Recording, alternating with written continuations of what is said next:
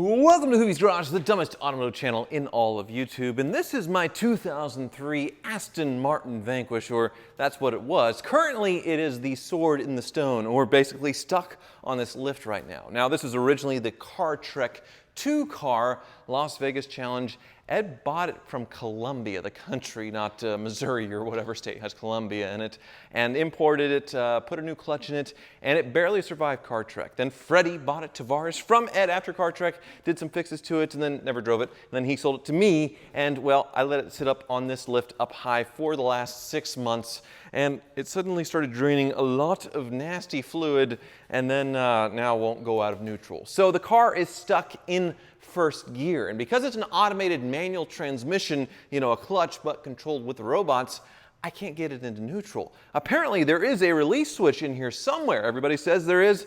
It's supposed to be under the seat, behind the seat, whatever. I'm looking and I cannot find it. So the tow truck is on its way here, and we're gonna have to get very creative on how to get this car off. Basically a car that is stuck in gear. The rear wheels will not move. So we'll see how this goes. I'm going to start by showing you guys what I've done to hopefully make this work, and we need to move all the cars out of the way that could possibly get damaged by yanking this thing off of the lift. Such a beautiful bricked car right now, and yeah, there is the fluid. It's draining out of both sides actually, so yeah, that's quite a problem. Now I've looked all over underneath the seat, pulled back all the carpets, this rear area where the battery is. There is nothing showing to put this thing in neutral. Apparently you can get under there maybe, and with a certain bolt you can pop it out yourself, the noodly appendage, but you can't really do that with this lovely lift in the way. So I've devised what I think is going to work. We'll see if the tow truck driver is going to go for it. It's not Dennis, he's sending one of his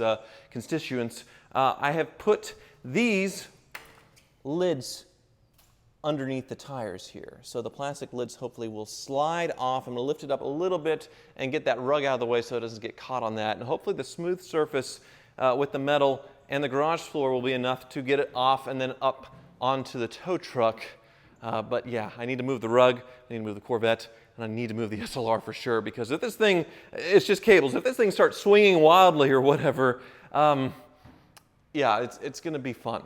So fingers crossed. Once we do get it off, we can get it up to the car wizards and then find out, well, what exactly has happened and whether I should fix it or send it off to England to get a manual transmission conversion done. If it broke really bad, it may be worth doing. But one other thing I did, I forgot to show you. When I was jacking it up, because I'm a complete idiot, smacked the side of it there and put a nice little ding and took the paint off right there with the jack handle. Yeah. Lovely day. All right, I have to lift a little bit in the air just to be able to get the rug out from underneath it, but here's the issue here, because it could easily start pulling the lift with the car. You can see it's sort of moving right now. Those cables, they could pull out with it, which is why I wanted the SLR far, far away from it, but hopefully it slides. This is gonna be interesting. Tow truck driver is here, and wheels are here. All right, the tow truck is in. I'm sure there's some Aston Martin enthusiasts just losing their mind right now. The lever's right there, just pull it. But I can't find it, and nobody knows. So here goes nothing. We got the tow hook on. Now, wheel dollies you think would be a good idea, but this lift is ribbed for nobody's pleasure. So if you had those little casters, they would just get stuck, I imagine, on that and not roll. So I feel like this sliding is better, but we'll see. All right, we'll move. Oh God. Okay, it's moving. It came right off. It's definitely turning the engine over.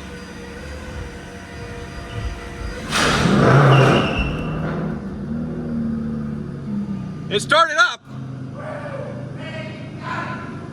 Wow, we just pull started a Vanquish. All right. Hey, it went into neutral. Reactions that fast, you gotta be a race car driver. You might have fixed it. Actually, yeah, now it's in neutral. Outstanding. There you go. Better if we try. Okay, that was not sketchy at all. We just pull started. Jesus Christ. She's going in reverse. All right, so will you go in first now? It's going in first now. It wants to work now after all of that. All right. Well.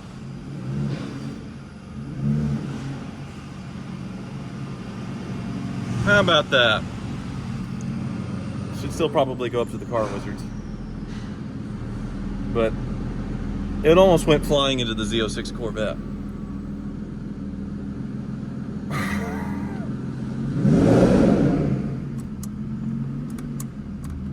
Oh, okay, now it's acting up. Yeah, it definitely needs to go to the wizard. So the lift is going up. You can see it got pulled out a little bit because it's rocking and rolling. And there's my burnout from the launch where it tried to fly into the Z06 and the tow truck. Thankfully, I was quick on the brake. All right, following the Aston Martin up, and Wizard is wrenching on the W12 Phaeton still here, huh? Yeah. You got an oil pan down? Transmission pan. Transmission pan, okay. Connector O-rings were leaking on this one. Oh, like Mercedes, huh? Yeah. Okay. So I'll get some new O-rings on there, service it, and should be the leaks.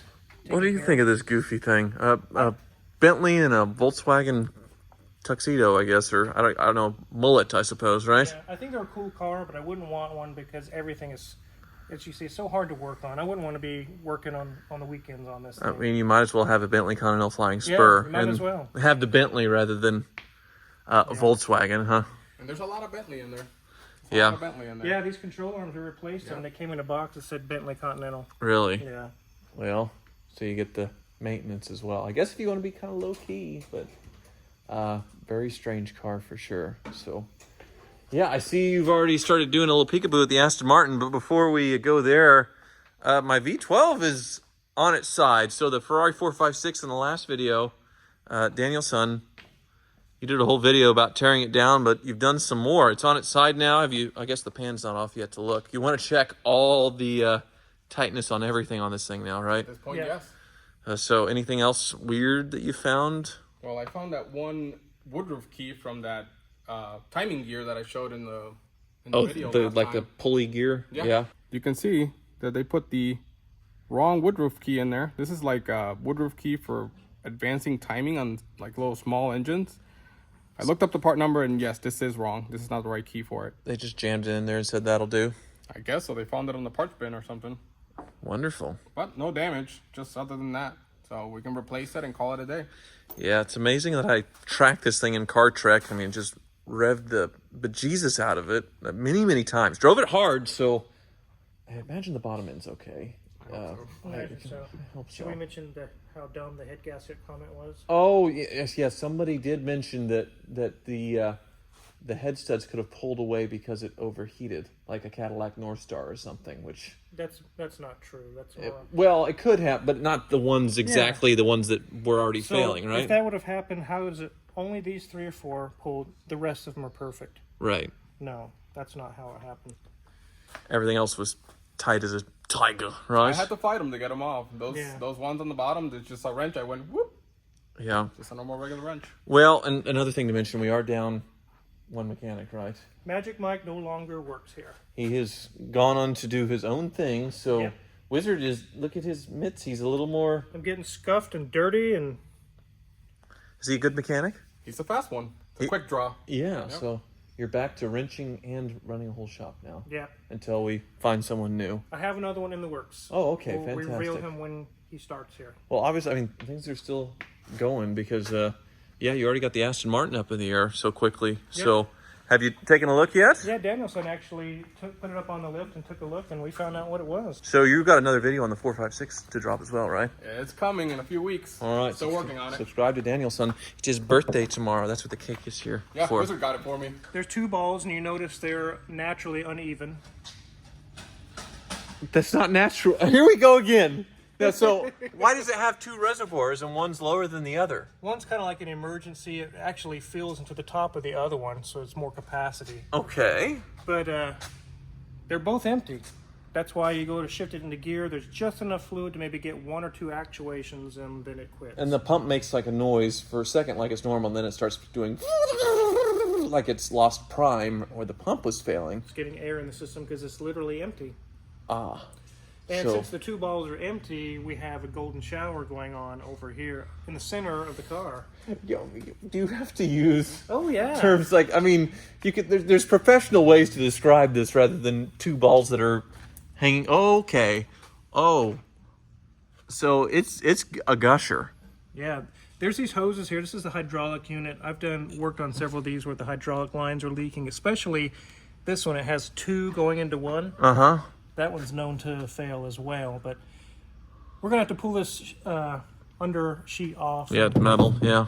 go through all the hoses and lines. And So yeah, they put a lot of holes in it because they assumed you would need to see what the hell's going on here. And you're right, it is a shower of fluid, which I did see it from the lift. I assumed because it was kind of an oil color, like engine oil, and it was towards the front that I was leaking engine oil. But no, it's gushing F1 or whatever they call it for Aston Martin. It's transmission fluid. Mm-hmm. Yuck. Definitely yuck. Yeah. But it all makes sense now. Right, but you know, I didn't tell you, getting it off the lift was a thing because it was stuck in gear. Is there a neutral release that I wasn't seeing, or do you do something on the transmission to get it into neutral? Because you know, the computer, if it can't do it, it's stuck in gear. Yeah, on various different models, they'll have a release. I don't exactly know where I this looked one and is. Googled and looked. They said under the seat. They said in the back. I looked everywhere, and it's... Luckily, we didn't have to even find it because it did work a little bit to get it on the lift. No, it did, actually, it pull started, came to life. Oh, it did? Almost flew into the tow truck because it did a little burnout, revved. I almost crashed the dang thing. It could have ramped over and gone on the new Z06 as well if it really got frisky and I wasn't quick on the brake. That should have been... That's a design flaw that you could kill someone. Well, I don't think any British engineer ever thought that would happen, that you would need to pull it off the lift stuck in gear and it would pull start like that. So, looks like is that just probably wafting back from there? Yeah, you can see the stream here. It's just blowing back. Okay. Well, so it's a gusher. It's a gusher. It's a shower. Is it an expensive fix since you've done it before? No. We might have to pull that hydraulic unit down and get all the hoses and things off, but it's not too bad. Okay. Well, there's a car that is too bad, and that's the X6M, which Oh, I've heard stories about that. you dodged the bullet there. Well, that's what I'm going to go check on next. But the Aston Martin is fixable, because if it was too bad, then I'd probably just send it to England and have it manual converted. But, I mean, I already have a lot of nice manual cars in the 456 thing, so if it's an easy fix or easiest fix, we'll do it. But Yeah, it definitely is. the X6M...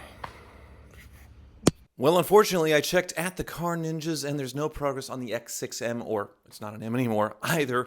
Unfortunately, that car showed up barely running, and after digging around, we discovered that it is not an M motor anymore. It had been swapped with a regular V8 twin turbo, so about 150 less horsepower. But right now it's negative horsepower because it just runs like absolute garbage. But the Car Ninja hasn't been able to touch it because he's down a mechanic as well. So I guess if you're a good mechanic and want to come to Kansas, we can have lots of work for you. But he promises he'll be looking at it soon. Sure, that's all. Thank you so much for watching, and I'm so glad I didn't crash the Aston Martin.